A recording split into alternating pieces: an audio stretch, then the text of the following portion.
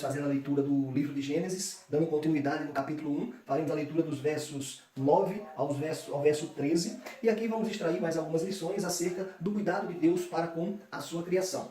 E o texto, a partir do verso 9 ao 13, nos diz: E disse Deus, ajuntem-se num só lugar as águas que estão debaixo do céu, e apareça o continente. E assim foi, e ao continente Deus chamou terra, e ao ajuntamento das águas, mares. E Deus viu que isso era bom.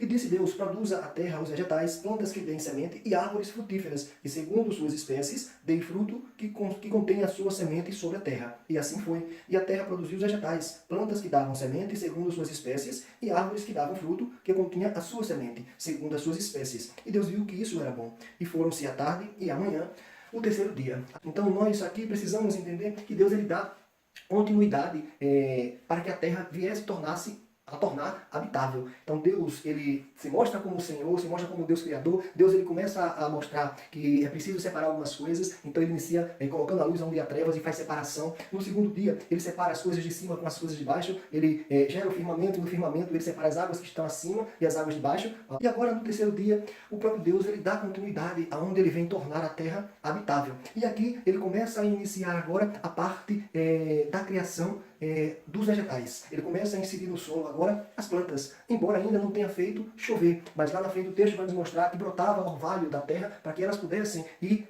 até a primeira chuva cair. Então, queridos, observe que Deus ele dá continuidade na sua programação de poder tornar a terra habitável. E ele vem e as águas que ficaram embaixo da terra é como se tivesse elas e aquela parte de areia tudo misturado. E Deus diz: juntem-se todas as águas em um só lugar. E quando ele junta as águas, ele chama de mares. E aí aparece a parte seca. Ele vem chamar de terra. Então agora há uma certa organização, porque Deus ele inicia desde o começo mostrando que as coisas precisariam ser criadas e dentro do seu planejamento de forma organizada. E ele vai organizando, ele vai criando as coisas, vai separando o que não pode estar junto. E agora no terceiro dia ele vem criar aquilo que ele iria dar para servir de alimento, tanto para os animais, doravante que ele iria criar, quanto para o homem, o ser humano, o primeiro homem e a sua geração vindoura.